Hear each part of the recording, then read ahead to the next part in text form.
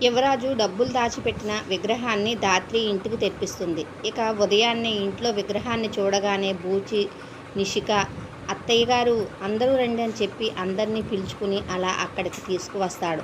ఇక అప్పుడు కమలాకర్ ఆ విగ్రహాన్ని చూసి ఒక్కసారిగా షాక్ అవుతాడు. విగ్రహం ఇక్కడ ఉందన్న విషయం యువరాజుకు తెలుసా అని చెప్పి కమలాకర్ టెన్షన్గా అడుగుతూ ఉంటే, తెలియకుండా ఎలా ఉంటుంది, మన నిషి కోరిందని తీసుకొచ్చాడు ఇక్కడికి రాత్రికి రాత్రే యువరాజు ఈ విగ్రహాన్ని అని చెప్పేసి అంటూ ఉంటుంది ధాత్రి.